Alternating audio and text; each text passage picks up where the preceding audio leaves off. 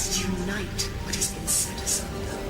We are TFR. Truth Frequency Radio.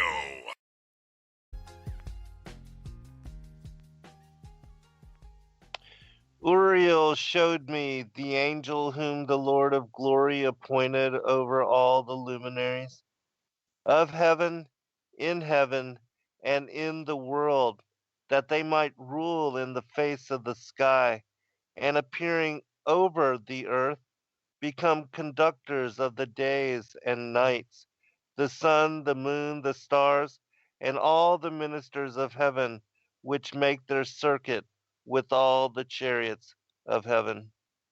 Welcome, friends. I'm your host, Zen Garcia. This is Secrets Revealed here on Truth Frequency Radio, and I'm honored to have as guest with me this evening Rob Skiba, the author of many books and also the webmaster for many different sites. He's just released his newest publication, Testing the Globe, the first of what will be many in the series. Rob, how are you, brother? I'm doing good, Zen. How are you doing, man? Doing well. Really good. I know that you've been crazy busy doing the conference scene, and so before we go into some of that, and the presentations you're putting out are just going to bless the world, especially for those that haven't looked at and examined this topic. You really put it together in a manner that, you know, not a lot of people are capable of doing. But if you would talk about your new book and where people can go to find and support your work. Yeah, absolutely. Well, I need to thank you, first of all, because you were instrumental in helping make this happen. Actually, several people. But I know you have released a number of books that are in the public domain to keep it going. And you guys did some work in cleaning up some of the PDF scans that are out there. There's a number of books like Zetetic Astronomy and Terra Firma and 100 Proofs and others that you can find on some of these archive sites, but a lot of them are just scans and not that good at that. So, you know, I had this idea. I'm like, you know, I want to release these books. I know others have done it, but I wanted to add commentary to them. And I thought, yeah, this would be an easy project, right? Right. Nothing's ever easy, man. Right. And I initially wanted to release Zetetic Astronomy by Samuel Robotham, 100 Proofs by William Carpenter, Terra Firma by David Wardlaw Scott, and King's Dethroned by Gerard Hickson. And then I thought, you know, I'm going to add the 50 Reasons Copernicus of the Bible also by F.E. Pash. And when I put them all together, it looked like I was publishing a phone book for a major metropolitan area. I mean, this thing was literally 800 pages long. And I'm going, you know, I wouldn't read this book. So let's split them up, you know. And it seemed logical to split them up by century.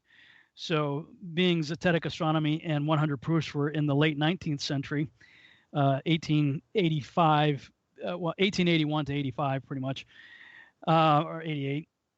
And so we put those in volume 1. And then in volume 2, we have Terra Firma, which is probably my favorite of the books. And David Wardlaw Scott really summarized the other guy's work, you know. So I tell people, look, if you don't have time to read all of them, just read Terra Firma, because he quotes from the other books, he summarizes, he adds his own commentary and some of his own insights as well. But Terra Firma is 1901, and 50 Reasons Copernicus of the Bible is 1915, and King's Dethroned is 1922. So these are all early 20th century. So I figured that's perfect to put into volume 2.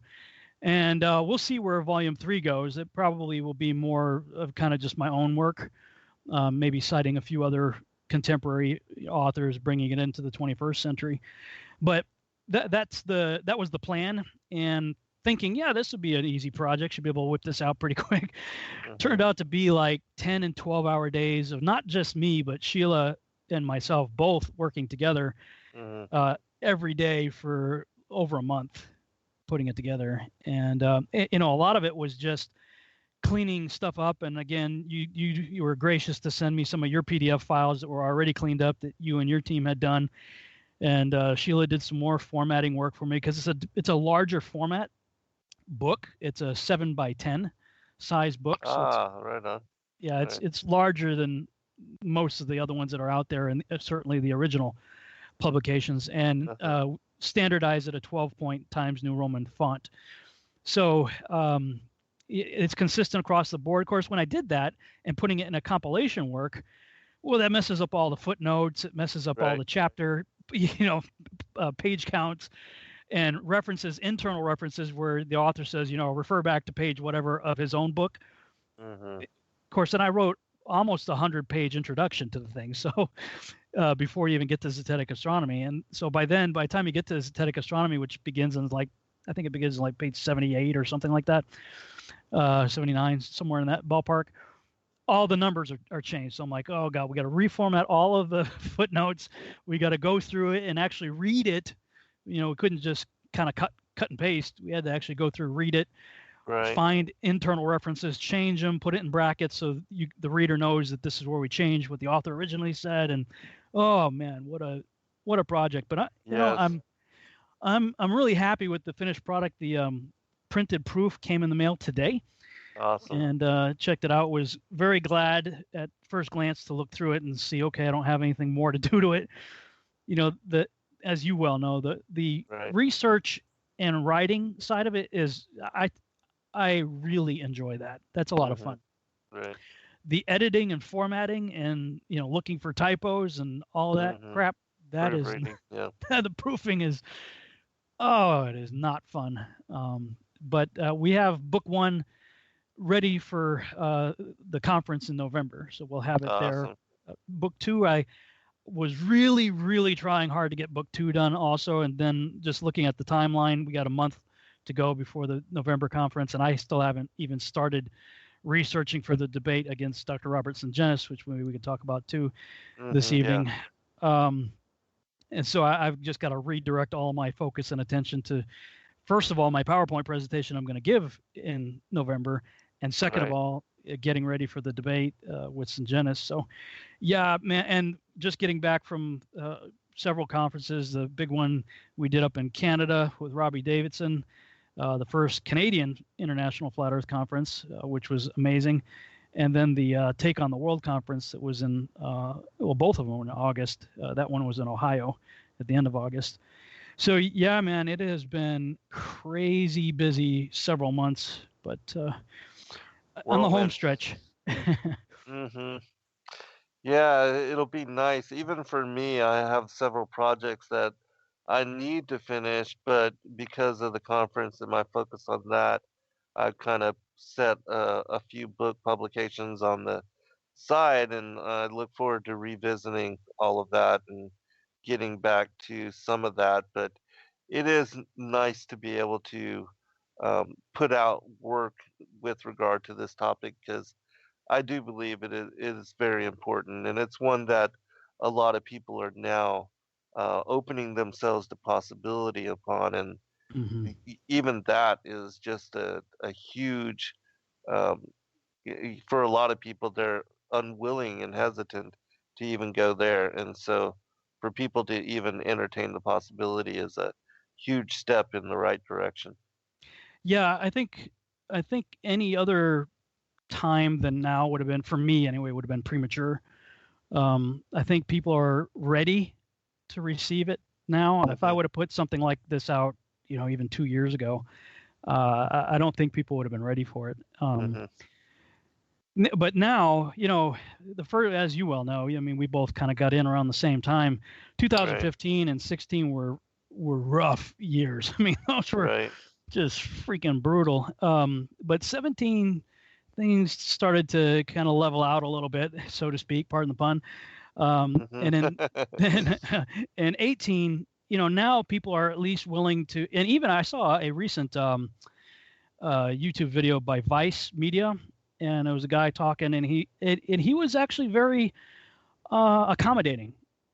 saying, and most of these are hit pieces, and they just do everything they can to make everybody look stupid. But, I'm paraphrasing, but he said something to the effect of, they've got something worth listening to, and I think that's the stage that we are reaching in toward the end of 2018, is that people are starting to say, okay, I'll at least give you the time to listen to what you have to say.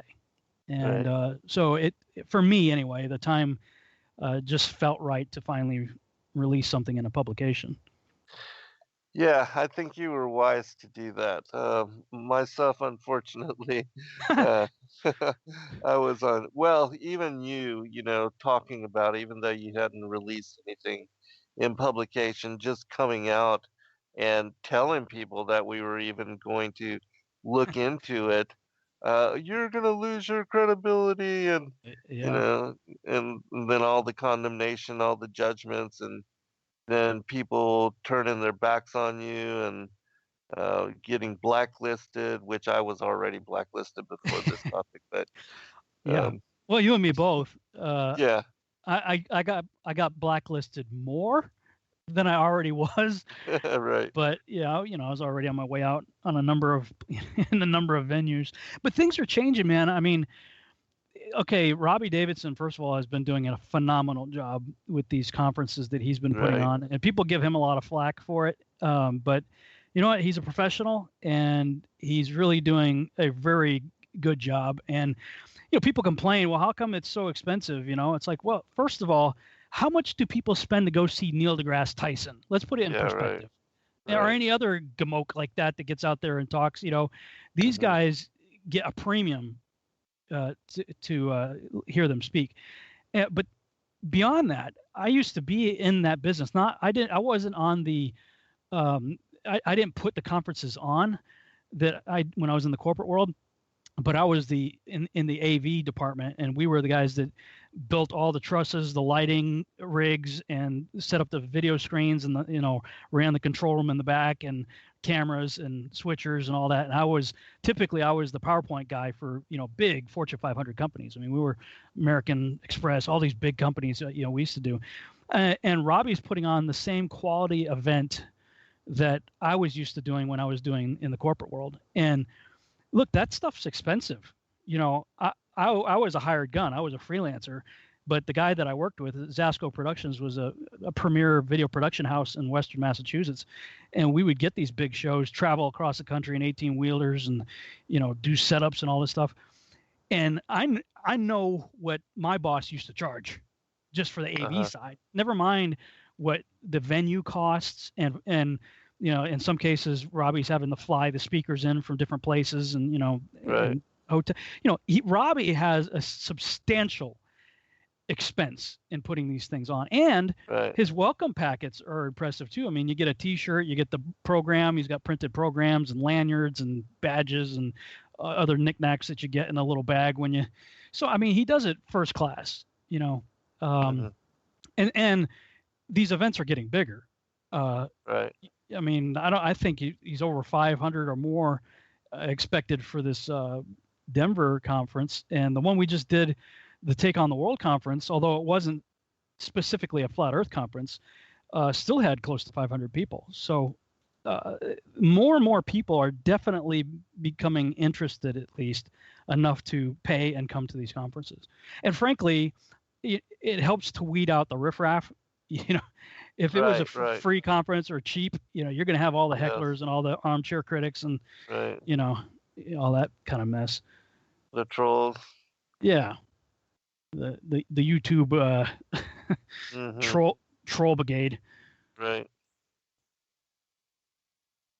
Yeah. So, it's an exciting season that I think that we're entering into. Yeah, I agree. And I really think what Robbie does is a great service, and that, it has done a lot to bring focus and media attention to the topic, and to legitimize it in the eyes, as far as those that are seeking truth on so many other facets, and may not be have examined or looked at this particular side of the conspiracy, because this is a huge part of what, as far as the strong delusion and the whole thing with the ancient aliens being our creators, because that is being pushed from the other side Whew, big big time. time, big time. Yeah, yeah, and Yeah, this totally huge. destroys that. Well, and that's why I think it's, of the 21st century of all times, right? You know, this topic is coming back up again because it is my firm conviction, and it started in my earlier work with the Nephilim and Archon invasion and Right. all that. Mhm. Just having the sense that something is coming, and it's going to revolve around this idea of ancient aliens being our creators showing up. And when you get into the biblical and closed world cosmology, it nullifies all of it. Yes. Even more than, you and myself and many other speakers are out there already talking about, the archons, the fallen angels, watchers, demons, Nephilim activity being, masquerading as these ancient aliens. Yes. So we were already exposing the lie from that perspective. Right. But this is the danger in my mind for some of these other, big, let's just say, prophecy ministries out there that as well as I do, that are still holding on to the cosmos that is taught to us. Hmm. Is even when I was in that world myself, I left open the possibility, the probability, the plausibility that there could be other life forms out there. And I think that's the danger is, okay, you're out there on the prophecy circuit talking about archons, Nephilim, fallen angels, watchers, demons, and all that kind of stuff, and hollow earth, incidentally. And you're promoting all that stuff and saying, look, guys, there's a great deception coming, while at the same time fully endorsing the very thing that makes that deception possible in the first place. Exactly. Exactly. Yes. And, there's so many people that do embrace that side of it, and are, just the hesitancy, the unwillingness, because it's so easy to confirm this as truth if you would just spend a day in open-minded willingness to examine the issue. Because anybody anywhere in the world, whether you have a PhD degree or academic grants or anything of that nature, you can confirm that there is no measurable curvature. And then the other thing is, you should common sense come to understanding that the earth is not moving. And so no matter what you think about the shape of the earth, those two things being verified facts and scientifically proven, you have to reconsider the whole paradigm for worldview. And that's where we're at. Yeah. Yeah, that's, the second volume containing the 50 Reasons Copernicus, or the Bible, and King's Dethroned. I don't believe either one of those authors. I could be wrong. Maybe you have some more insight on this, but from what I could tell, I don't think either one of them are flat earthers.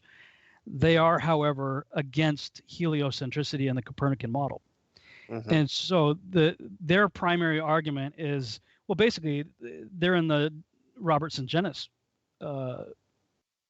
side.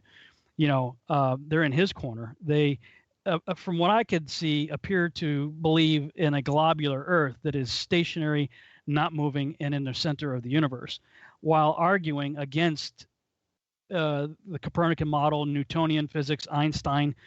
Especially King's Dethroned. I really, truly fell in love with that book. That was a very exciting book to read, and what it spoke to me was that there's so much that we hold as fact without ever checking that is just hypothesis. I can barely even call it a theory. That it's conjecture. It is, and even Copernicus said, hey, look, this is just a hypothesis. It's a means to explain the observations. It's one possible way to explain what we can see, but it shouldn't be taken as fact. And we're led to believe that we all know what gravity is, and that's one of the criticisms we all get, especially in mainstream coverage of flat earth events, is flat earthers don't believe in gravity. Well, that's not true. Gravity just means weight. Right. We believe that what goes up comes back down, that you can drop something and it hits the floor. We believe that. We believe gravity. We just don't believe the Newtonian principle of how gravity works. Right. The bodies so when are they attracting each other. yeah, the greater the mass, the greater activity, Right. the attraction. It's like, okay, if that's true, how come Volkswagens aren't slamming into 18-wheelers? I mean, Right. you know, Right. how come how come children don't go flying into large fat people? I mean, come on, I mean, Right.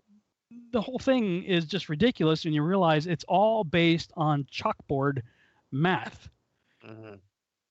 And when you realize how did they come up with the distance to the sun? And how did they come up with the distance to the planets and things like that Gerard Hickson really covers quite well in his book? Then you realize, well, this is all total speculation. And nobody questioned it. Everybody just said, okay, somebody smarter than me figured it out. Great. Let's go with that. Right. But, again, people criticize one of the criticisms I heard about the Canadian conference is one of the news articles that came out said, not a PhD among them, no scientists were on any of the panels, as if that is a prerequisite for intelligence. Right. I mean, I or can that point. defines authority. Yeah, which is actually a fallacy. It's an appeal to authority.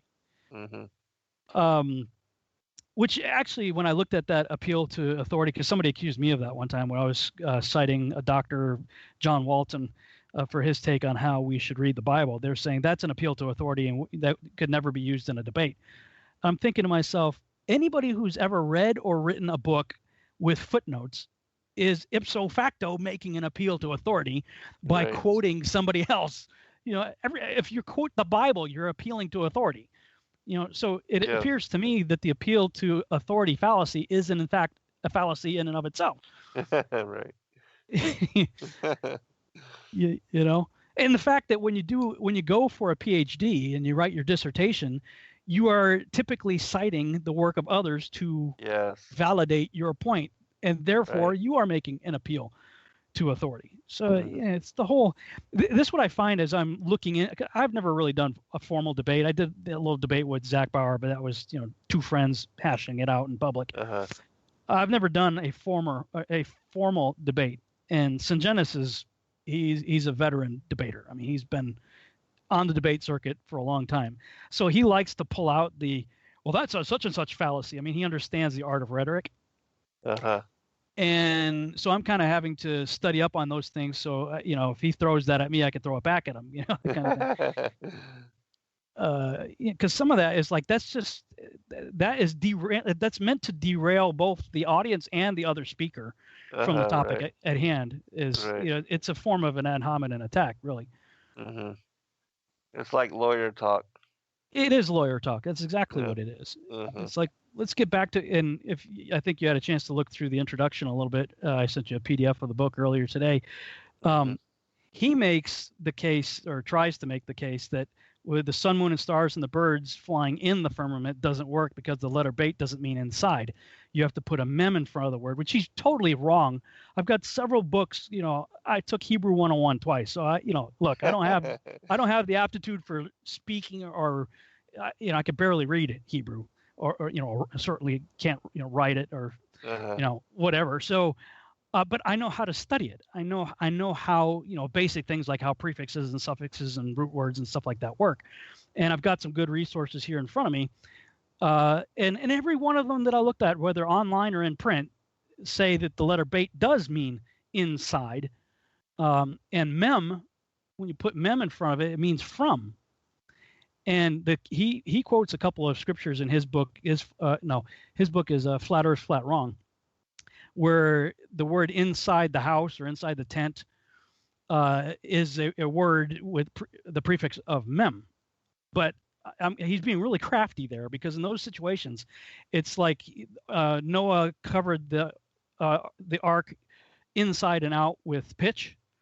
It's from within and out. That's why the mem is there, from. but you see what I mean? He's being really crafty there, and there's plenty of other places Mm-hmm. where, Rebecca hid the idol inside the tent, Mm-hmm. where the letter bait is there, Uh, so and it's these kind of things that people are like, were giving me flack for, you either know your stuff or not. You too chicken. How come you don't debate Hovind or these guys? I'm like, look, I know my stuff, but I got to know my opponent. A Right. boxer knows how to box. He doesn't just jump in the ring with anybody that comes after him. He says, okay, I'll accept your challenge. And then he watches reels of the other guy's fighting Yes. style and figures out how he fights so he can train to fight that individual. Right. Right.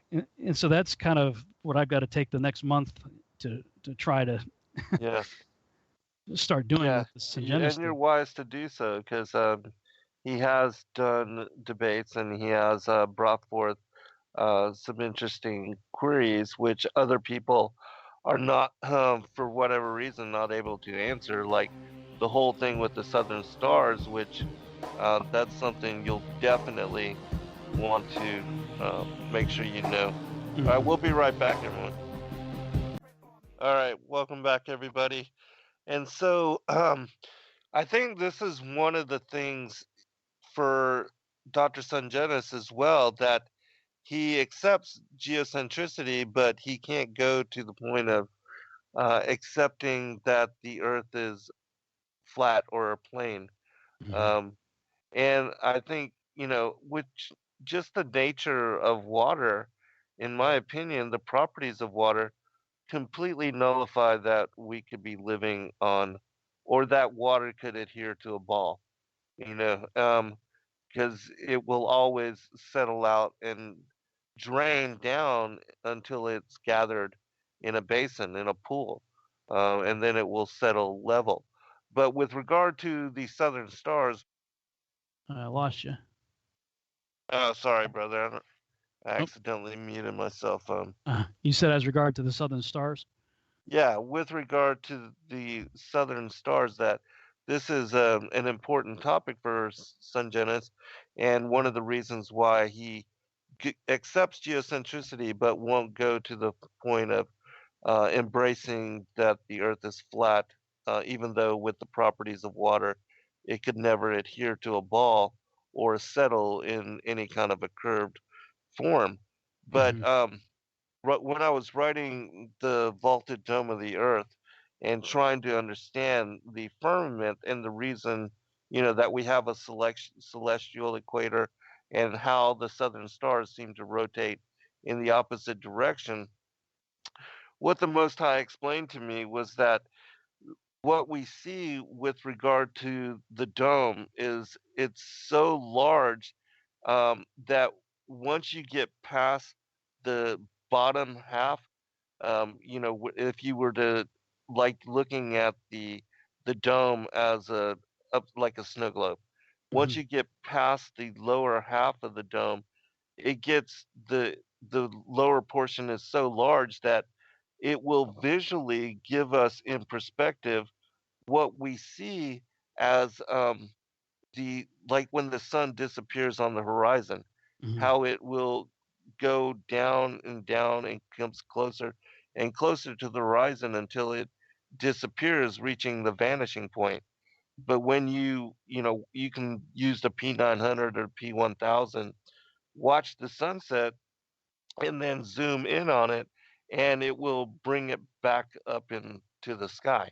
It will and so anyways, so what happens is that the lower portion of the those stars that are past the celestial equator, which in my opinion the celestial equator and the regular equator are the same, and then when you get past the lower portion, it makes the stars seem to disappear on the horizon and spin the other way, just because that lower portion of the firmament is so large that visually it creates that phenomena and gives us that perspective.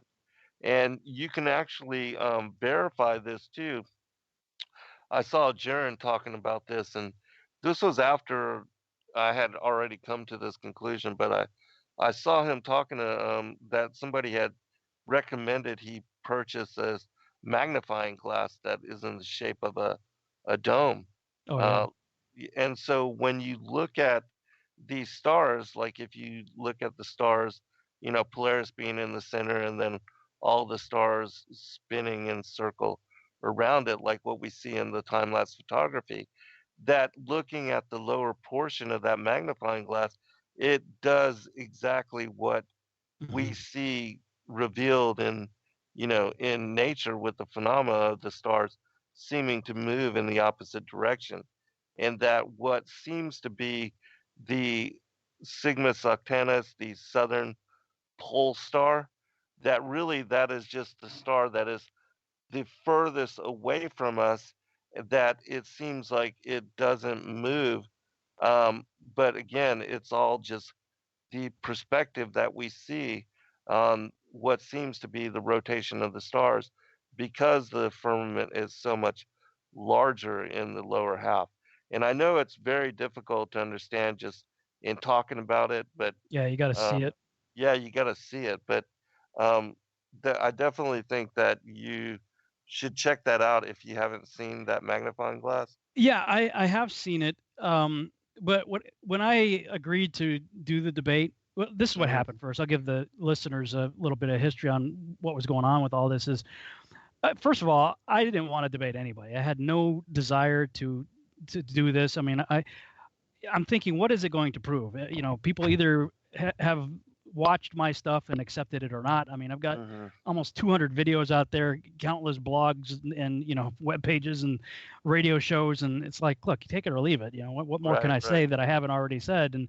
And whoever my opponent has said what they're going to say. So what's the point, right? I mean, and what I've seen is it just gets into this pissing contest, and people are like, yeah, but, and it gets into this. I don't have the desire to get into any of that, and but then I got this email, I want to say it was in end of June, early July, from Kent Hovind's office saying, hey, Dr. Syngenta has just published the book Flat Earth, Flat Wrong, which he graciously sent me a copy, PDF copy.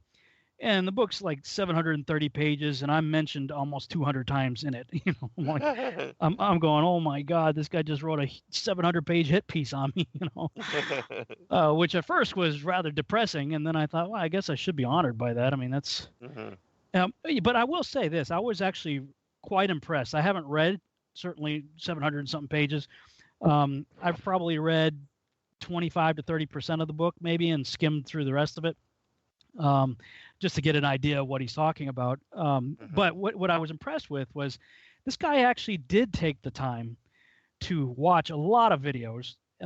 It's evident he didn't watch all of them, at least of my collection, because he refers to some of my earlier material. And in my journey, I just made my entire journey public. Like, if you watch my 2015 videos, I'm not on the page yet. Right. I'm very much going, hey guys, check this out, man. I don't know what to think about this, but man, this is interesting, And 16, right. By the time you get to June, July of 2016, I'm still calling myself a zetetic agnostic on the topic. And it wasn't until I got back from the Lake Michigan trip with Rick Hummer at the end of June, early July 2016, that's when I finally committed and said, okay, you know what, I'm just going to embrace this. And then you start seeing from really July 2016 to the present, I just become more increasingly dogmatic in my beliefs, just, getting more passionate about it.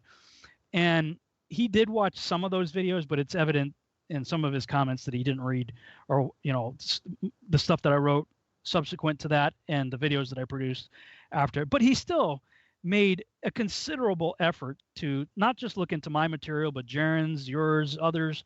He cites a fair number of people's arguments, and of course gives a counter argument for it.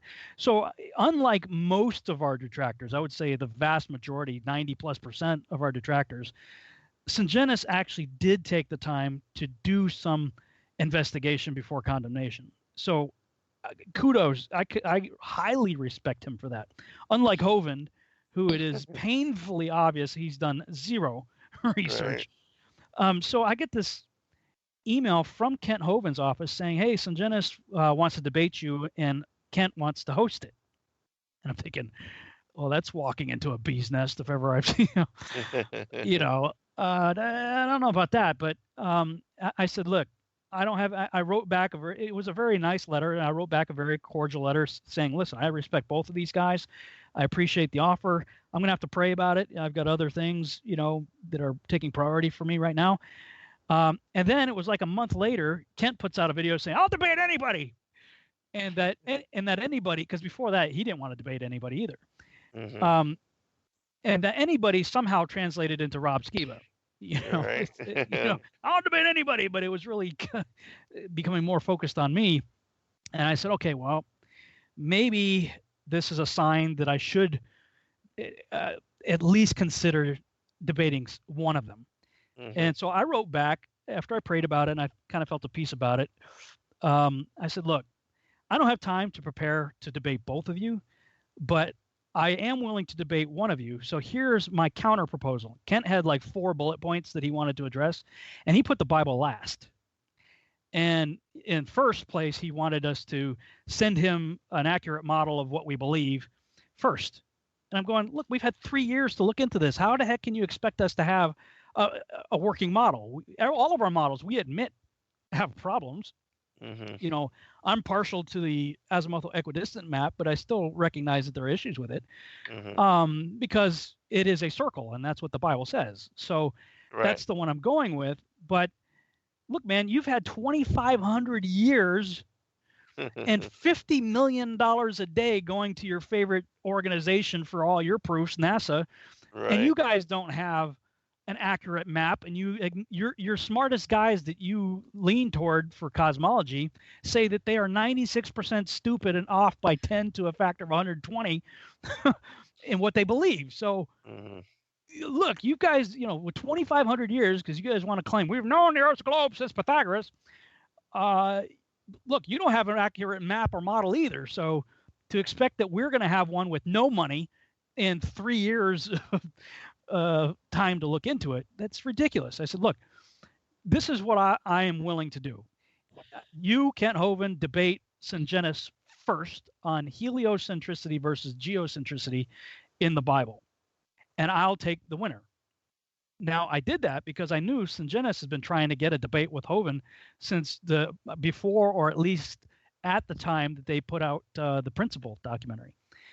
And Hovind has been dodging him for several years now.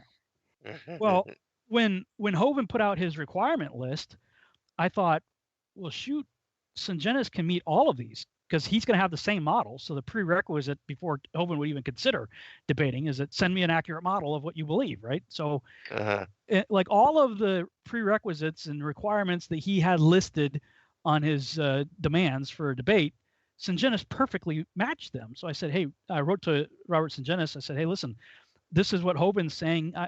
I'm of the opinion that you could easily match all of these. So why don't you submit, responses to all of Kent's, and he should have no reason or excuse not to debate you now. Right. So he did that through me, and Kent wrote back, no, not interested in debating Syngenis. So that tells me he knows he doesn't have a case. Mm-hmm. And I said it even in my counter challenges.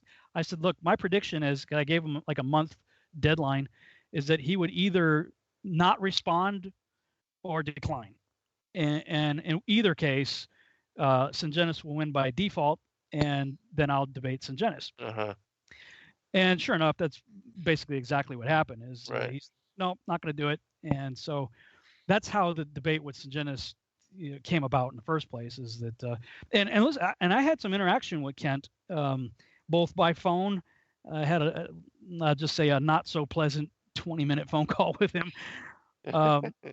and a number of emails back and forth. That he's very, very antagonistic, and Syngenis is a lot nicer and far less antagonistic. Yes, he passionately believes his argument. Great, that's awesome. That's what you should have. Right. But he's not antagonistic and patronizing and condescending, and he's none of those things. He's much more of a gentleman, and I would rather debate that type of person, because look, I'm just as guilty of sarcasm in a lot of ways as Kent is, but I'm a reflective personality. It's like if you throw that energy at me, I'm going to reflect it back at you. Right. So, and I didn't want to do that. I respect Kent. He had a profound influence on my life growing up. I do love the guy. I have issues with his current position, but I didn't want to get into that kind of a pissing contest with him. And so I said, look, Kent, I agree with all of your demands. The only main thing that I want is to flip them. Put the Bible first. You've got the Bible last. Right. And he's like, no, he wasn't willing to change his demands, and he wasn't willing to debate Syngenta. So I'm like, okay, fine. Syngenta, on the other hand, was willing to debate anything. He's like, look, whatever you guys want. I just want to debate you. So I said, okay, here's what we're going to do. Defend your position from the Bible. Defend your cosmological worldview from the Bible. What does the Bible say about the shape and nature of the earth, circle or globe? Is it stationary, moving, heliocentric, or geocentric? And the nature of the firmament. Those are the only topics I'm willing to discuss. So if he goes to the argument of the southern pole stars, that's actually what's called a correlative based fallacy. It's moving the goalpost. It's when it's like it's raising the bar, moving the goalpost. The goal is, what's the shape of the earth? What's the shape of the firmament? All of a sudden, you want to talk about the luminaries. It's like, look, that's another debate topic, Right. Yeah, you're wise to do that. Because I've seen some good arguments on both sides, frankly, and I know that's one of his big proofs and sticking points. It's like, okay, dude, that's a luminary issue. I mean, if I was to be nailed down and somebody put a gun to my head and said, okay, what's going on with the pole stars? Yeah, the lens effect and all the stuff that you talk about is interesting. Yeah. But for me, once I realized from both scripture, the canonical text, as well as the book of Enoch, that the stars are sentient beings. Yeah. To me, they're just moving in a figure eight. Problem solved, in my mind. That's all I need. Like, I'm like, okay, there's a heavenly angel, Raguel, that's in charge of making sure they go where they're supposed to go and do what they're supposed to do, march in formation. So for 6 God days, they're told to march in a figure eight formation. Okay, that works for me, because and those that don't come forth get locked up. Yeah, that's a great point there. In the book of Jude, where it talks about wandering stars that are reserved to judgment, I'm like, well, why does God need to judge a fireball? Why does God need to judge a gas ball or rock? If we're talking about planets and suns, planets going around suns, that doesn't make any sense. But if they're sentient beings that have wandered, and when you look into the Greek word that's used there, which is the word that we get planets from, planeos or planetes or something like planeo, it means deception, wandering from truth. So interesting. That was a huge one that right before the Canadian conference, I was looking into that, because when Yeshua says to the disciples, look, they ask him, hey, what's it going to be like in the last days? First he says is, let no man deceive you. Yeah. That word there is planeo. Interesting. And it's the word used that we get planet from. So that is that's so interesting. So like when you say planet Earth, what you're saying is the wandering deceptive Earth. Wow. So for me, I'm going, well, there's a reason that those particular heavenly luminaries are named after deities that the ancients used to worship. And then, okay, so I'm already tracking down this path, right? A line of thought. And then I go see Guardians of the Galaxy Part 2. And if you've seen the movie, the whole plot of the movie is the main bad guy is a planet. He's a sentient planet. Wow. Yeah, his name is Ego. He's played by Kurt Russell. And there's a scene where they show the planet that actually has a face on it, like it's a sentient being. But he can take the form of a human and visit other worlds and impregnate women, and he's Zeus. Wow. Yeah, totally. For all intents and purposes, you should, if you haven't seen it, watch Guardians of the Galaxy Part 2. for all intents and purposes, it's the story of Zeus. Uh-huh. You know, just kind of stylized for a comic Right. action movie, but that is now for me what the Luminary is all about, and so much the more when you read the chapters of Enoch on the courses of the heavenly luminaries, Right. and specifically chapter I believe it's chapter 80 when it talks about in the latter days that the sun and moon are going to be moved off their courses, and weird things are going to happen, and people are going to take them as gods. Right. That's just that's pretty crazy. Mm-hmm. Yeah, and the whole thing with the stars being thrown down, cast down here to the earth as well. And the beast, the Antichrist, is going to throw down. Was it 10% of them or something like that? Mm-hmm. I forget. Yeah, and then opening the bottom, that being coming here and giving the keys to the bottomless pit. Right. The Locust Army released. I mean, a lot of supernatural weirdness associated to that. Well, yeah, and I'm sure you're getting the same thing. I get so many letters, emails, phone calls where people are saying, wow, this one topic has opened up the scriptures to me like nothing else. Mm-hmm. And, especially Enoch, I mean, probably volume 3 of the Testing the Globe series that I'm doing now, it may actually be the commentary on the book of Enoch that I planned on doing. Awesome. Because like from 72 to what is it, 84, 86, somewhere in there, right. 89. Yeah, 84, I believe. Yeah, that whole area, and you've done a masterful job of really decrypting that. Flat Earth as key to decrypting the book of Enoch. Wow, and this will probably segue. I know it was last minute notice, but I was hoping to maybe get you on my show yesterday, but maybe next week or sometime following to talk about the calendar, because this is an issue that I haven't had time to really look at it, so I've been relying on other people that I trust. Mm-hmm. And for some people that are doing the Enochian calendar, Sukkot is, I think, just now beginning. We just finished it because the calendar that we were going off of, we just finished. The 8th great day was on Tuesday for us. But I'm going, well, if I'm trusting Enoch for so many other things in my research, I might as well just go ahead and embrace it. And looking at Jubilees by comparison, because I published Enoch, Joshua, and Jubilees together with Genesis, back in like 2013, I think, in one big volume. And even in the introduction, I write in there, look, there's some differences that I don't know that I agree with at that time regarding the calendar issues, and also the issue of 364 days versus 365.4. Mm-hmm.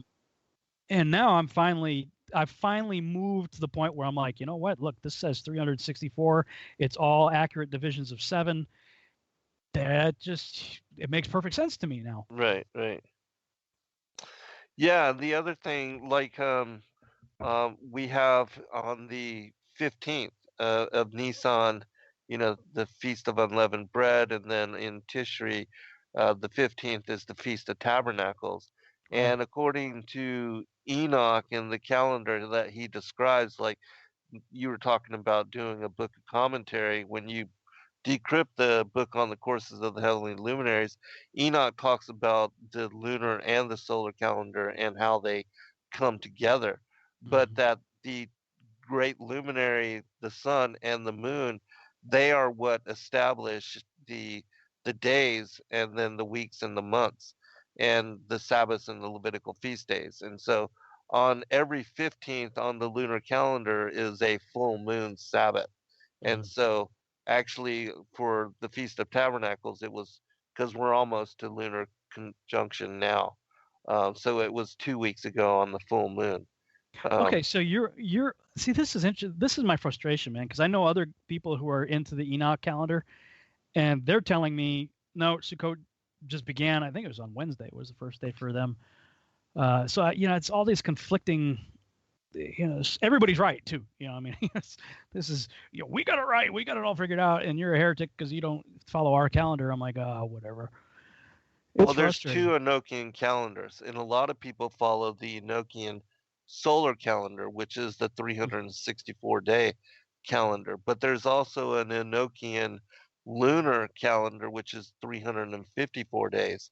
And you have to follow both of them and also correlate them in order to understand how they work together. And so the way that the 2 calendars come together is that in the month of Nisan, if the barley is ready, then you don't add a 13th month because, the 354-day calendar is 10 days short of the 364-day calendar. So every 3 years or so, you just add a 13th month, which is Adar 2 on the lunar solar calendar. But all the Sabbaths are in line with the quarterly phases of the moon. And so every 15th is always a full moon Sabbath, which is, the Feast of Unleavened Bread and the Feast of Tabernacles are always on the 15th. Those are always designated by the full moon, So which you've moved to a lunar Sabbath idea? yes, and I do believe that the moon was it is the luminary that gives us the beginning of the months, which is Kadesh. And if you look up the word Kadesh, it comes from the verb Kadash, which means to renew and to repair itself. So that's when the waxing crescent comes into appearance. All right, we'll pick it up in just a little bit. Be right back for the second hour.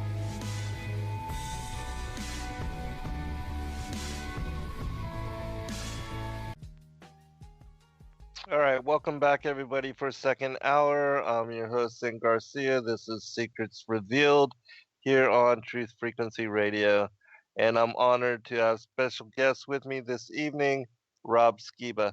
Rob, are you there, brother? Yes, sir. All right.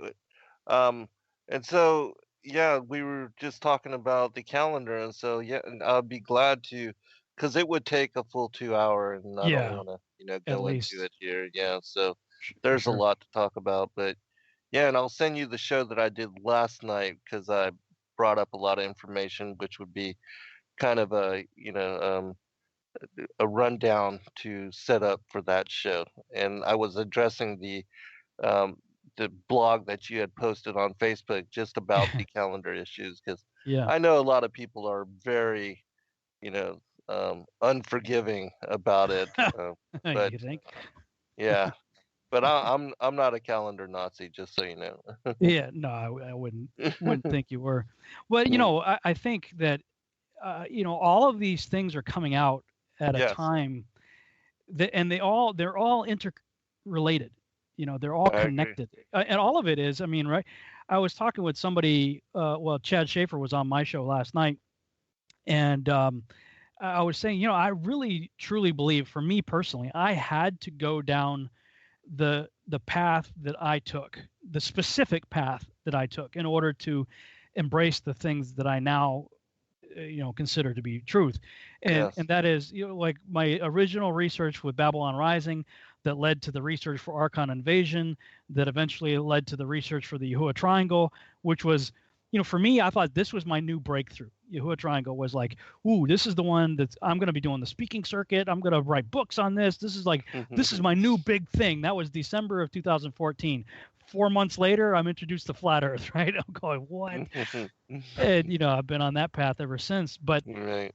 and I actually had the thought today. I said, geez, because I don't know if you go through these things, but I go through an emotional roller coaster on this topic that we're on right now, and sometimes I just dread waking up in the morning and like, oh, I got to go through another day, and it's been a brutal 3 or 4 years for me, and Mhm. I have moments of doubt and whatnot, and I think to myself, geez, what if this topic was just there because I considered the Yahuwah Triangle and the work that I did on that to be my magnum opus. Like, this is the pinnacle of everything I've ever done and the most important thing I've ever talked about. And I'm like, what if this topic was a distraction to get me and to discredit all that other work? And then I kind of got dumb smacked by the Holy Spirit. Just shut up. Look, I led you on this. I've confirmed. How many times my wife gets so upset with me because the Holy Spirit confirms and has to with me. I'm that kind of personality where Yes. I need about 1,000 confirmations. Sheila needs like one, and she's good. Oh, okay, I got it. She's good to go. Me, She's less stubborn, huh? less stubborn and probably just more secure. In some ways. Yeah. I'm in some of these things. I'm really hard-headed too. I'm hard-headed and I'm stubborn, but I'm in some ways insecure on some of these things where I'll be somewhat of a double-minded man tossed to and fro, as James says. And, I need that smackdown every now and then from the Holy Spirit. And you know what? The Holy Spirit is amazing in those moments when I'm having those times of doubt and depression or whatever, that he will just put it on the heart of somebody out there to say something to me, and a random person out in public, or a phone call or an email. And I had a few just this week where other authors out there are just like, send me a text saying, brother, I just want to tell you how much I appreciate you, and I just want to encourage you, and it never fails. That's how I know that I'm on the right track, because I'm not out there telling everybody, hey guys, I'm depressed now, this life sucks. I'm not telling everybody that, but yet without saying anything, the Holy Spirit has just, brought somebody to me in some way to say, look, this is the path that I put you on, and it's, this is what's right for you. But like I said, Chad, I had to go through the progression of research in the exact order that I did in order to come to this place. And maybe the calendar is next for me, because I had to get to the point where I loved Enoch and Jubilees because of what it said and the pieces that it put together for the topic of the Nephilim, the Watchers. That was my main focus for many years. And so I'm like, man, this is amazing. It puts all the pieces together. And then, it's kind of like, yeah, but what about the rest of it? Because, up to like chapter 71, you get a lot of stuff about the Watchers, the angels, the Enoch, going through an interesting tour of the, whatever. But then you get to the heavenly luminaries. And of course, back then in the Archon invasion days, it was all spinning heliocentric globular Earth mindset. And those chapters were total gibberish to me. I'm like, I don't know what to think. And then boom, it just, and you were the one of all the people that I know, you were the first to really click with that. And, I saw your stuff on it, and of course the shows that we've done together and the books, you've talked about and that you've sent me really put those pieces together. And so now, the next logical progression is, but check out what the calendar is now too. So, if all of this is a prerequisite, I mean, Enoch starts off chapter 1, first 2 verses that, look, this isn't for this generation. This book is for a future generation that will live in the day of tribulation, i.e. that's for us. And not just Enoch, it was the whole collection that popped out along with it. Enoch had been around, of course, from other sources, but, I think something like 6 copies of the book of Enoch were found in Cave 4 alone of the Dead Sea Scrolls. 2 full Aramaic, which they never released. I mean, this community clearly regarded that, it had high regard for that book. And, absolutely. My friend Jacob Zaremba, although we've come to some disagreements recently, unfortunately, on other areas of theology, he's very passionate on the calendar issue, and he sent me a link, and I forgot the woman's name, but she was giving a presentation on the Dead Sea Scrolls, and was like, look, this whole community, and she broke down the history of what happened with Alexander the Great and the succession of leaders after his death, and what happened to the legitimate priesthood and how it was usurped, Roman appointed people, and how everything was totally jacked up for like 200 years leading up to the time of Christ. And they, now there's Hebrew roots people that want to write off Yeshua. I'm like, are you kidding me? He showed up at the perfect time to try to, settle a lot of these issues. I mean, who were the Pharisees? They're nowhere in the Old Testament.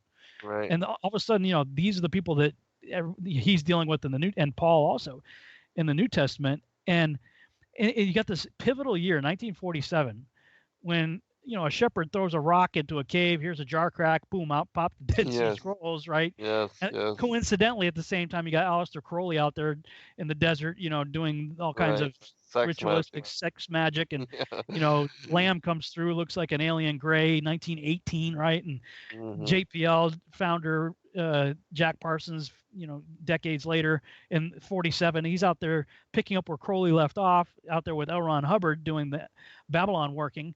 All of this is happening at the same time that the Dead Sea Scrolls pop up, at the same time as Roswell, which kicks off the whole, modern UFO era. Mhm. There's, and I have sitting right next to me several volumes on the Dead Sea Scroll, Secret of the Dead Sea Scrolls, the Dead Sea Scrolls, all of these Yes. books that are translated the Dead Sea Scrolls, and it appears the whole thing was about this issue of the calendar and the usurping of the priesthood, and it appears to me that these people were of the legitimate, some say the Zadok priesthood, that were that just created their own little community out there away from everybody Mhm. else, and they were doing the best they could to preserve the texts that Yes. were of the most ancient ways. And the whole sons of light versus the sons of The darkness, and darkness, right? all that, I'm going, okay, so it appears to me that, again, for me, my own personal journey, I can't speak for anybody else, but I had to go down this specific trajectory, the specific path of research to embrace one thing after another as a foundation for the next thing. And I keep getting scared because I'm like, all right, God, Scripture says we're not given anything more than we can handle, right? And I'm going, Right. I don't know what you think I can handle, but this is, I'm Obviously, a lot. I'm afraid of what's coming next. Right. I'm excited on the one hand, but a bit intimidated on the other. But one way or another, I think something's coming to a head, and these are all things we're going to have to know in order to not be deceived by what's on the horizon. Pardon the pun. Absolutely. Absolutely. Yeah, very well said. And I think that, that it says for this generation that all things would be revealed, and the Spirit being poured out upon all flesh. And so much now is coming to light. And then, with the work that we're doing, you're doing, and other people are doing to bring together a lot of these ancient manuscripts and to make them available to people in collections when they had never even heard of them, never had a chance to read them. And now it's like, when the Bible was translated in the printing presses and was just made available to the lay people and to the masses, and for the first time they could read it all for themselves and not have to go through some priest or some authority to get interpretation on how to understand the word. It's just the fullness of God's revelation. And because I believe that the Most High reveals Himself in His Gospels and in His Word, and the Holy Spirit as well. And even Yeshua is the Word of the Lord, and so that we come to greater understanding on the creation and the Creator by studying the Scriptures, in my opinion. And that's where I go to for truth and to come to understanding on whatever it is that I'm trying to make sense of. And in reading all of these different collections of ancient manuscripts, that's why I have the understanding on so many things that I do, which are so highly opposed and condemned by the mainstream. But, I'm just telling people what the ancient manuscripts say, and they can read it for themselves. And okay, it's controversial and it's contentious, and it's a lot of what a lot of people don't want to hear. But for those that are interested in, again, finding the truth that has been preserved in the ancient manuscripts, that's what I report on, like an investigative journalist. When you discover something that, okay, so that's why I write this book, or that's why I bring out this information. And it's got me into a lot of trouble. And Yeah, and on a variety of topics. on a variety of topics. But I'm gonna stand with truth, regardless, no matter. Well, yeah, absolutely. And to your point, and it's a really great point, is yes, when the printing press became a reality, the average person, if they had the wherewithal to afford it, could get a hold of the Bible in their own language in their hands. Yes. As opposed to having to go to church, and have it read to them or interpreted to them by somebody else selectively. That now, the equivalent for us of the invention of the printing press was two things. It would be the internet and on-demand publishing. Yes. I am constantly thankful for resources like, I know you use lulu.com and I use amazon.com, and there are, I suppose, others out there. But I mean, the fact that anybody can write a book and publish it for nothing. I mean, it literally cost me nothing to publish a book, except time. It takes a lot of time, right? Lots of time, yeah. Lots of investment. But you can you can publish your own book and get it out there for the people to check out. And I appreciate what you guys are doing over there at Sacred Word Publishing, and that others have done also in preserving. And you're making a point of trying to find the more obscure stuff that, right. Yeah, there's lots of people are doing terra firma or zetetic astronomy. Let's go find something that is not so popular, or well known, and get it out there. And what this does effectively is it brings some brilliant minds' work from the 19th century into the 21st century. Yes. And, for me, I thought this was an opportunity that I could give, for whatever it's worth, some of my own commentary. And with the invention of QR codes, quick response codes, I can create an interactive book where I can read something that Samuel Robotham has said, give a commentary on it, and then put a quick response code on the page that if you have a smartphone or iPad or something, you can just point it at it, and then it'll take you to a YouTube video that will further elaborate on whatever point I'm making. So wow, that's so cool. Yeah, so literally this book it's an interactive book that brings data from the 19th century into the 21st century using 21st century technology. So, as you go through my book, you'll see a bunch of QR codes, and if you've got a smartphone, just point it at the code and it'll pop up YouTube right there on your phone, and then you can watch the video, for whatever I'm talking about. Yeah. And like you Syngenta and others are of the mindset that the circle of the Earth has a diameter, I forget what he says, 25,000 miles or something. I don't know where he has some of his information. I think he's getting false information. Hasn't really looked at it. That the height of the dome is 3,000 miles. I don't know of anybody that says that. I mean, I am aware of people who say the sun is about 3,000 miles up or less. For me, the dome is well in advance of 10,000 miles in my mind anyway. But regardless, and I don't think we'll ever know that. Jeremiah, what is it, chapter 31, I think, discusses that, if you can measure the heights of the heavens and the depths of the earth, I'm going to throw off Israel, So I don't think we're ever going to know those things. But on page 145 of my new book, we're into zetetic astronomy. And on the last paragraph on page 145, Dr. Robotham is going through various measurements that were known at the time and trying to figure out the circumference of the circle of the Earth. And he states the circumference, after figuring out all these miles of known locations, to be in the ballpark of 52,800 statute miles. And actually, statute miles. So I got a footnote there. This is an example of where I give commentary. I right after that sentence, I give, assuming this circumference is accurate, it would mean the circle of the Earth has a radius of 8,403.38 miles, a diameter of 16,806.76 miles, and an area of 221,849,258 miles. That's a pretty huge circle. And then on the next page, I said, by way of comparison, the website space.com featuring the fraudulent 2002 blue marbles, and I got a screen capture of the actual website that has a 2002 marble, which had been admitted to be Photoshop because it has to be.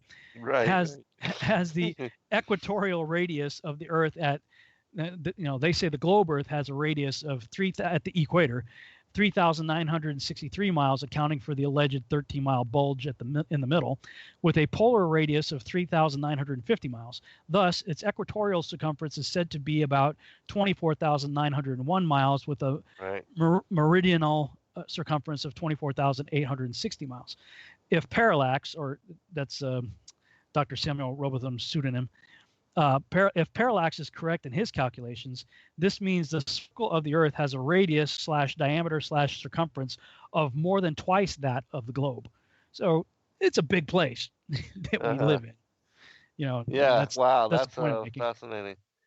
I think Alexander Gleason in Is the Earth a Globe? He goes through something similar. He quotes that. Now he's well, yeah, he's on the tail end too. He's like 1895 or something like that, isn't he? Mm-hmm. Yeah.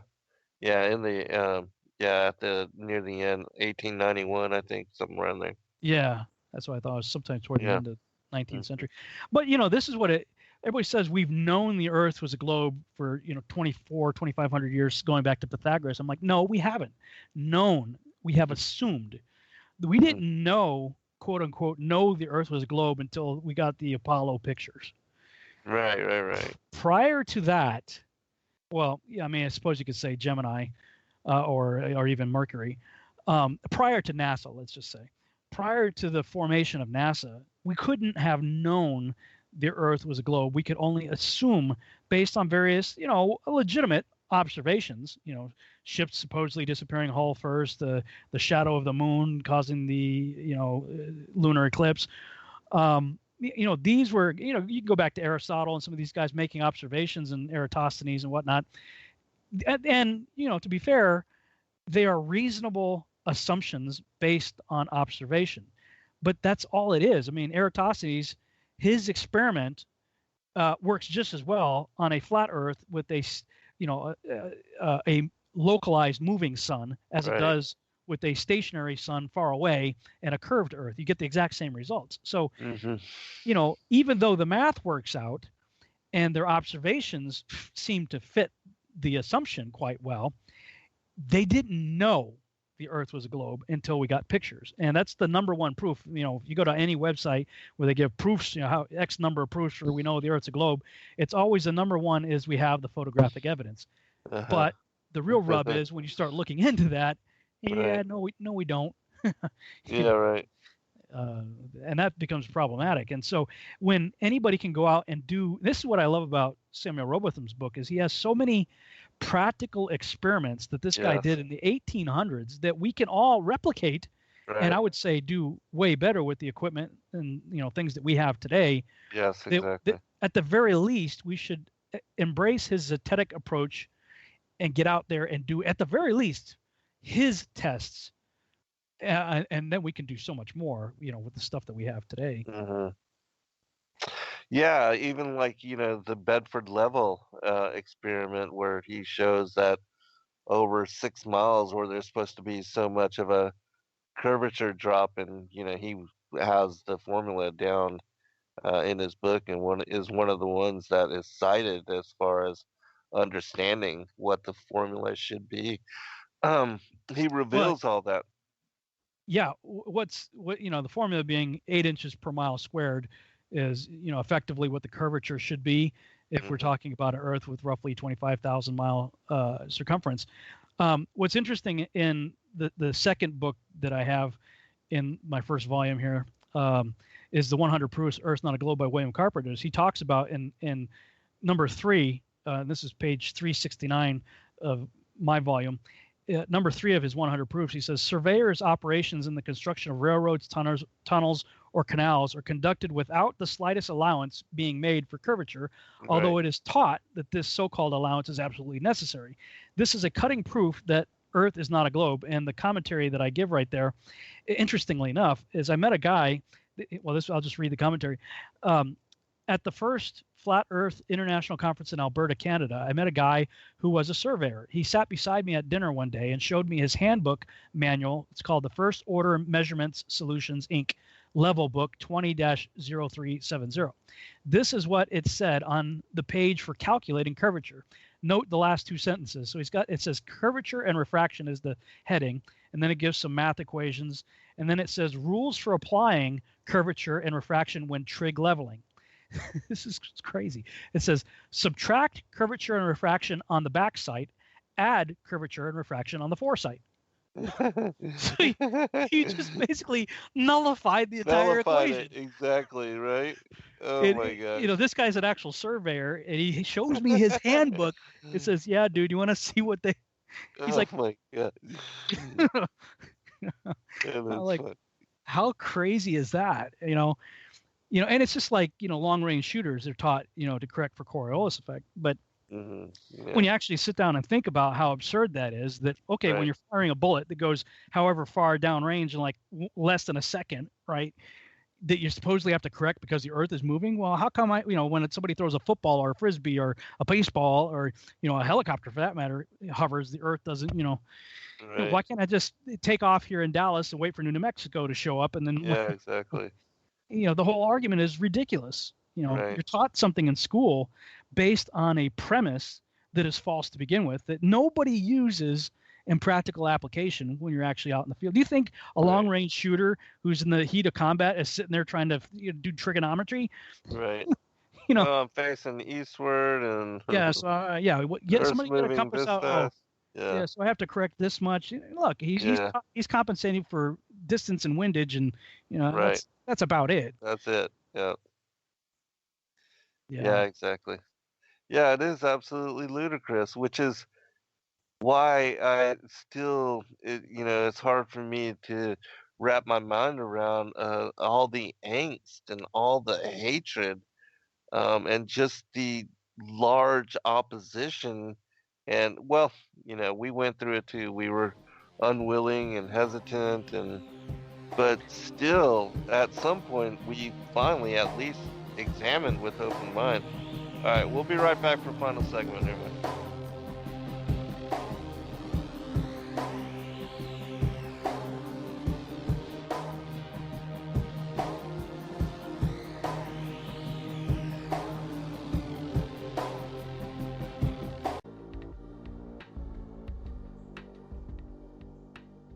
All right, welcome back, everybody, for final segment.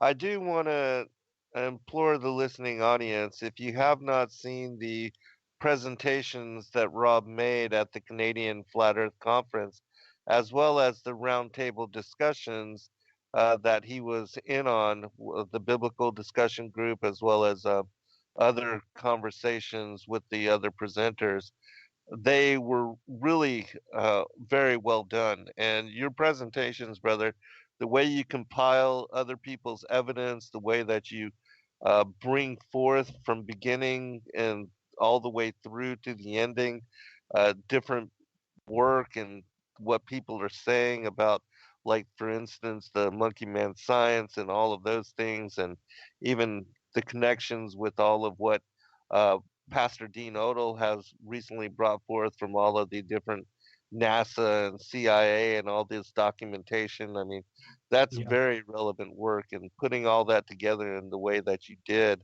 I do think that, I mean, they were remarkable, and that people will be greatly blessed by that. And so if you would, can you talk about the conference and also the things that you presented on, because you brought forth a number of different presentations, and just where people can go to find and see all that for themselves. Yeah, sure. Thank you for bringing that up. For me, brevity is not my strong point. Being limited, and this was this is killing me for preparing for this debate, with Syngenta. Is like, I got a half hour for opening statements, 15 minutes for rebuttal, and 15 minutes for closing statements. Like, really? Yeah, right. I could barely say hello in a half hour, Yeah, right. So at these conferences, I'm lucky if I get an hour and a half, right? In fact, that's what I told, most of the presenters get like an hour. And I told Robbie, I was like, dude, I need at least an hour and a half. I could do 3 easy. Right. But if you give me an hour and a half, I can do okay with that. But what I typically do then is take the conference presentation, which was an hour and a half, and then expand it to what, this is what I would have said if I had the time.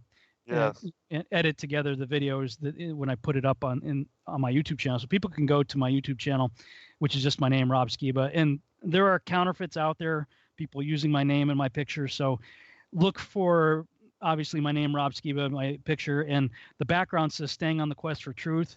It shows people in I think it's the Bolivia salt flats. And my subscriber count is, I don't know what it is now, but it's over 150. So that's how you could tell 150,000. That's how you could tell the difference between me and a counterfeit using my name and Rob's picture. Skiba 2000 something. Yeah, there's several out there. Yeah. You try to police them up, but they just keep popping up. So be sure you're finding the right one. If you find my actual channel, look for the pictures or the thumbnails for the videos that have the Canadian leaf.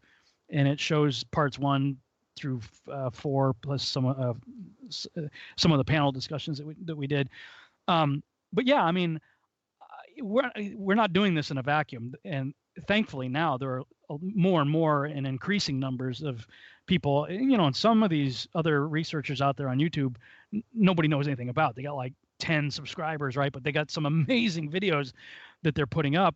And whenever I see something that really complements or explains better what I'm trying to say in a conference, I'll typically try to put that in there, for people to see what I see, because my PowerPoint presentation is not done in a void either. I mean, I'm reading, I'm watching other videos and of course doing experiments myself. So, where I've done things on my own, I'm obviously citing my own work and showing my own videos. But when I see the work of others that, like Dean Odell, when he did the whole government documents, the only problem I had with it, and this is just my own obsessive compulsive disorder, I guess, coming through, is he didn't put them in chronological order. He kind of jumped around all over the place. So I'm like, like I couldn't see, I loved what he did, but it was driving me crazy. So I went back and re-edited his video and put the documents in a chronological order, going from, which I think that was awesome that you did that. Yeah, I appreciate that. Yeah, it made it better for me. I really did it for my own benefit, just because it was driving me crazy. But I think it does convey a progression nicely of showing. It's like, look, you got Picard going up in the weather balloon there that he put together, a little steel contraption or whatever it was made out of, goes up to 30,000 feet, or no, 50,000 feet, 52, something like that, 1,000 feet. First guy to go into the stratosphere in the 1930s. And he says, yeah, it looks like a flat disk to me. 10 years later. With upturned edge. Yeah, with upturned edge. 10 years later, the Russians get 12,000 feet higher, 63,000 feet. And Popular Science published both of these and actually put the actual Popular Science page that for both endeavors in this book, my new book. So if you get to that part where Samuel Robotham's talking about aeronauts, and of course they're not getting anywhere near that height, but people in his day that were going up in, hot air balloons were describing things and what the horizon looked like and whatnot. And to complement, I did the same thing in the book that I do in my videos. Is like, okay, here's some evidence that complements what he's saying. This is almost like 100 years later. From his time that you got these people out there doing things, or 50 years or whatever the time period is. And so I put that in the book, and in the video I'm showing, okay, Russians are looking out and it says they tried in vain to detect any curvature. Okay. Russians. And then you got in the 40s, Dean Odell found that, or somebody else or whatever, he talked about the document. It was a CIA document declassified under the Freedom of Information Act. That was a Russian document translated by the CIA into English, where the Russians were doing tests on the firmament, trying to figure out the nature of the firmament. And it said, because the nature, the shape of the Earth is not known. Well, what? This is like 1948 or something, not 43. I forget what the date was, but in the 1940s, you know. So, you know, just trying to show a progression in what I call a most peculiar timeline. Oh, this is something new, by the way, that I'm going to be bringing to the Denver conference that I didn't have for that conference in Canada. This peculiar timeline is becoming all the more peculiar the more I look into it. I don't know if you're aware of this. You probably are, but have you ever heard of the work of Townsend? I think it's Townsend Brown, I think is his name. No. A researcher in the 1920s. There's a book you've got to get. It's called The Hunt for Zero Point by Nick Cook.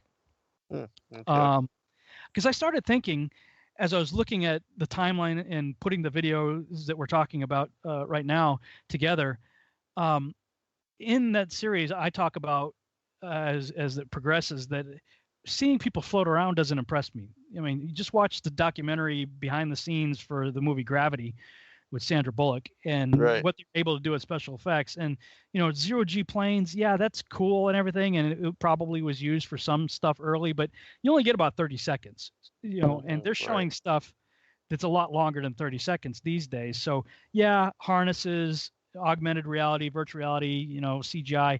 Yeah, there's things that they can do with that. But I began to wonder, what if they've actually figured out how to harness anti-gravity here on Earth? And just that simple question led me to a Google search that led me to some phenomenal research that I'm currently doing right now. I'm like brand new into it. I'm talking like within the last week or two. And I got that book, The Hunt for Zero Point by Nick Cook. And he's sort of like David Wardlaw Scott's Terra Firma, how Terra Firma really summarizes a lot of this other work.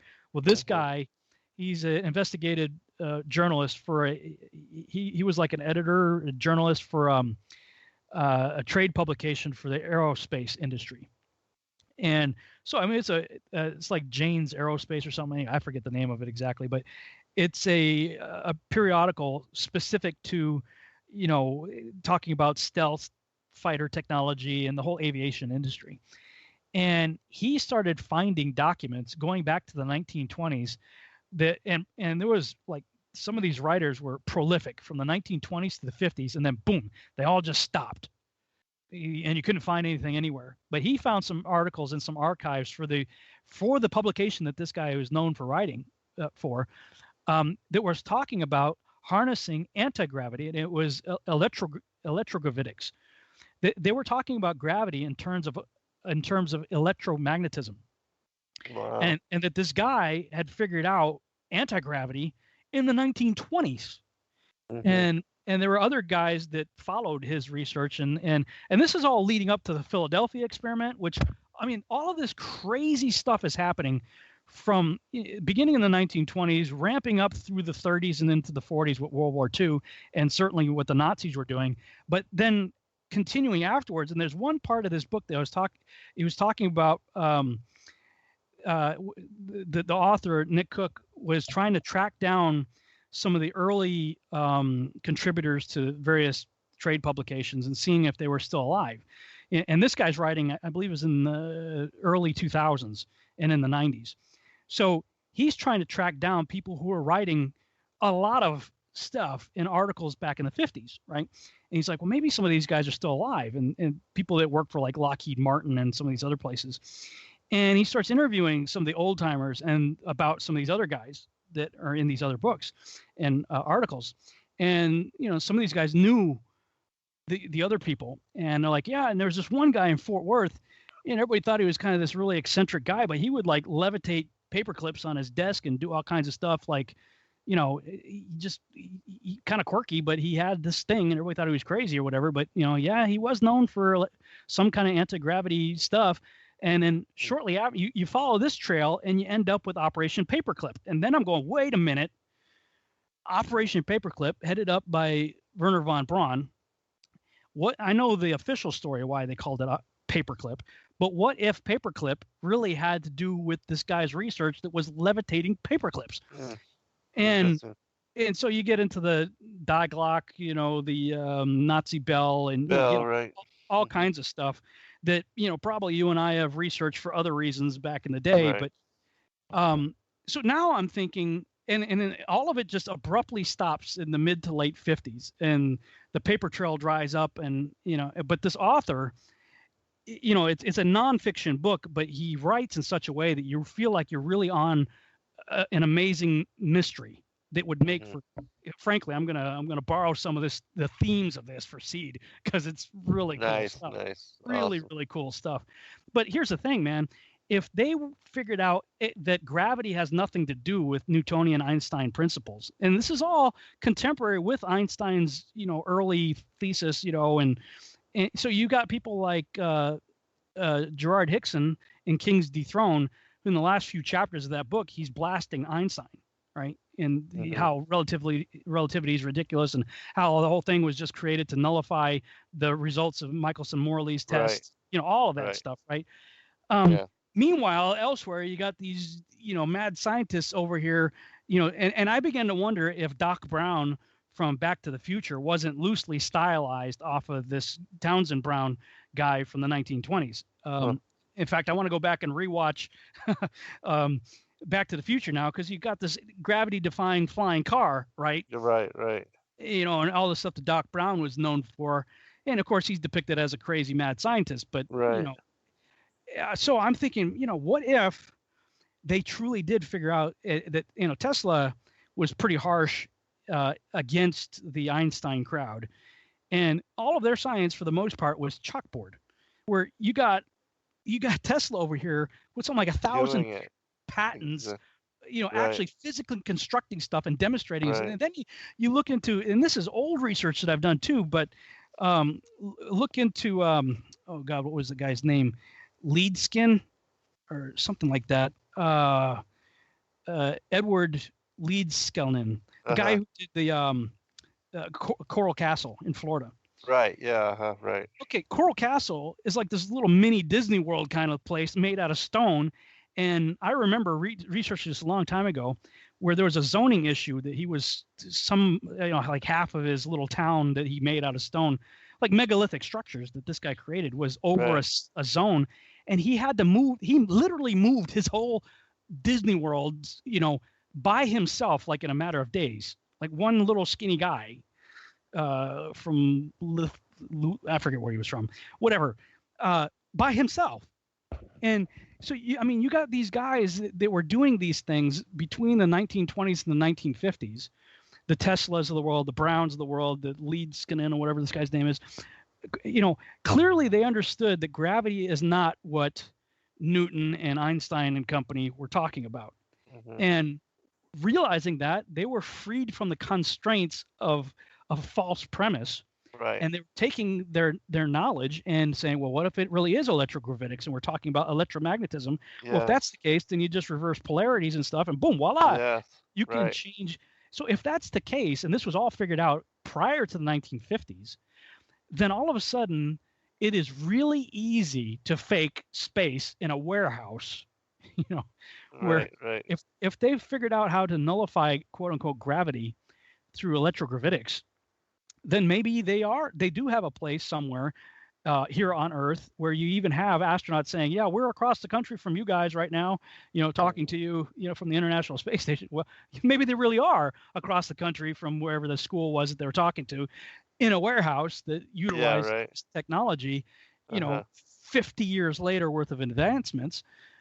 So this is all brand new research that I'm doing right now that'll probably go into a future volume, of the series that I'm working on. But, this is the kind of thing when you allow yourself to open up your mind, other possibilities, and say, well, okay. And you hop down this bunny trail. Right. Yeah.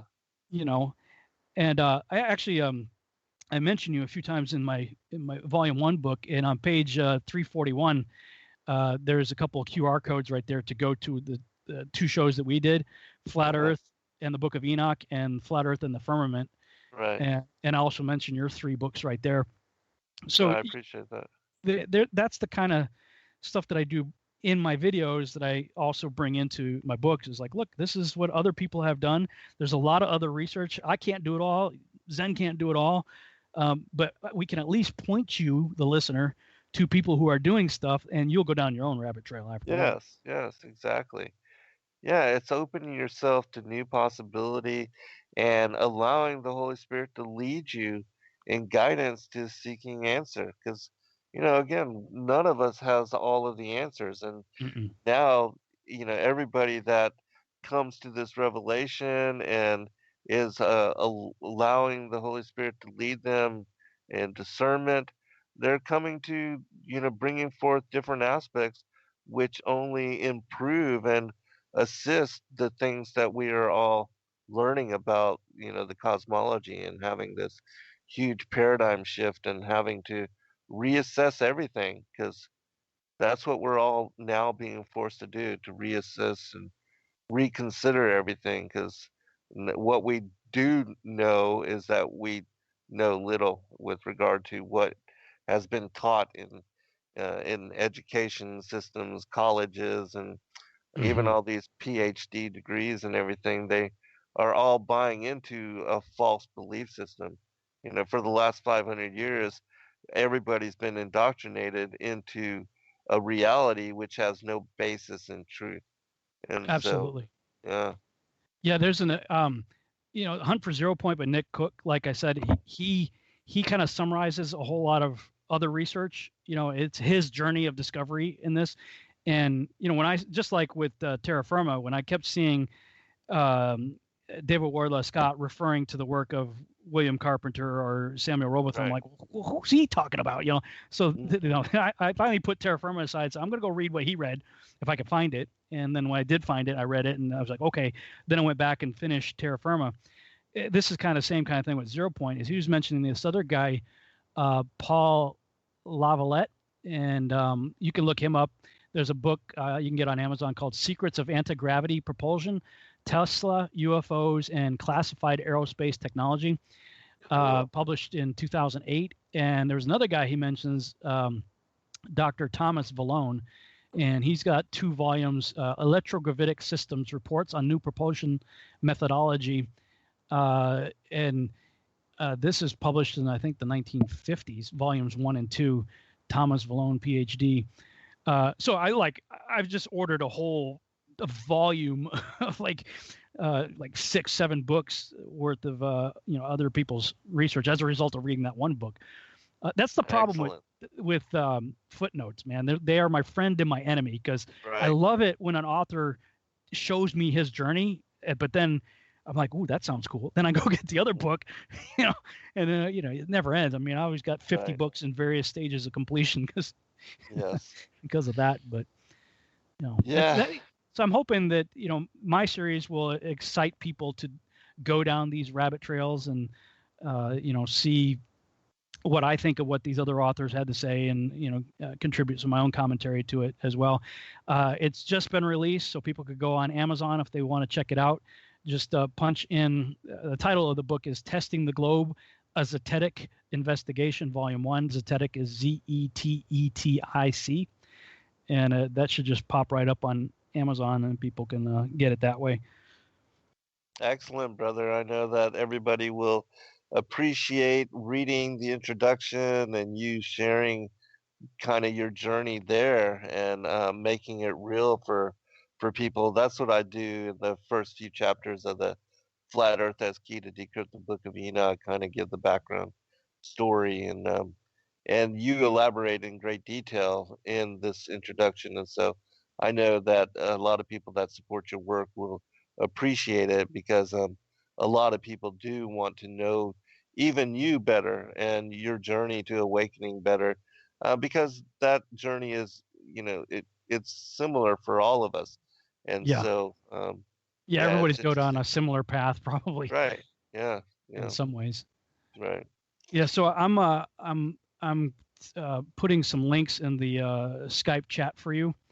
The first one will be to my book, and then I'll put the links in there for you if you want to check out the books I was talking about, Hunt for Zero Point and whatnot. So if you want to Yeah, just I share. added them to my Amazon cart. So, yeah, Yeah, yeah. So, and I will definitely because I think there's a lot to that, and that all of that technology and the experiments and the all that information went underground, and that has become part of the, the black ops and the covert. oh Um, yeah, He actually talks definitely. about trying to. There was this one guy who was still alive that was apparently a big part of some of that research in the 50s or whatever, Mhm. and I think he worked for Lockheed Martin or Skunk Works or whatever. But he contacts this guy, and at first he's like, "Yeah, I'll do an interview," and then he got spooked or whatever, and he just says, "No, leave me alone. I don't want to talk to anybody. You know, stop calling me." Mhm. And it's all very much like somebody got to this guy. It's like Men in Black kind of stuff, and Right. you know, like that there were, and Nick Cook, the author, he's like, there was clearly a secret that was so big that nobody was allowed to talk about it. And Right. think about this: if this big secret is gravity's not what we're being told that it is, and oh, by the way, we're using the reality of the truth for this to perpetuate another lie, which is that spinning heliocentric globular Earth hypothesis, and the entire space program is going to be False based on physics. false physics, Yes. and we're going to show people floating around and tell you it's all Right. because of Newtonian. Like, you can understand if you're going to put on the tinfoil hat and think conspiracy, how this could play out, really, Yeah. in a plausible way. And you're like, well, it's not that big a conspiracy, but those who are involved with it would be truly under the gun. And I think Apollo 1 was the big, this is what happens if you get out of line, guys, Right. and Exactly. Yeah, they'll kill you. or your Literally family. burn you up. Yeah. Yeah. Exactly.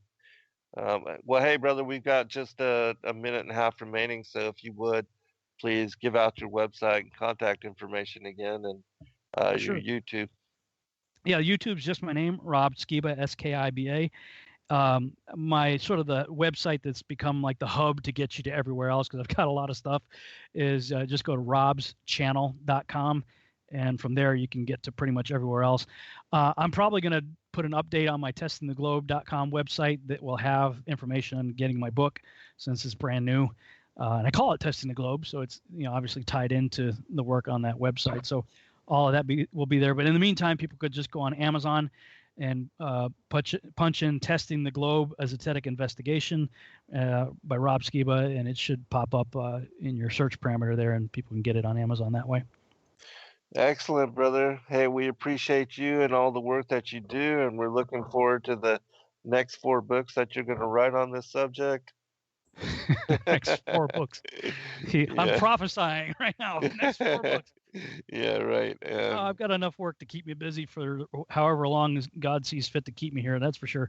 Yeah, absolutely. It never ends, it seems. Yeah, and I'll see you in November for sure. But yeah, just let me know as far as if you want to do it next week on the calendar. I'll be glad Yeah, to let's do go that. ahead and just go ahead and mark it down, and All so we right, have sounds good. get you on my show next week. We'll talk about the calendar. All right, very cool. And then yeah, so anytime you want to talk about anything else too, just let me know, and of course we'll make ourselves available for you. Your research is interesting, and I'm already looking forward to this, anti-gravitics and all of that, and see what comes out of that. Yeah, I'm looking forward to seeing what you do with it after you, because I know with the path you've already been on, the research you've already done, that your head's going to explode when you're like, what? Oh, Right. Another book you should check out if you haven't. It's called Flat Earth: A History of an Infamous Idea by Christine Garwood. It's a 400-page book. Very interesting. All right, I'll check that one out too. All right, we appreciate you, man. God bless everybody. Good night. And I Shalom.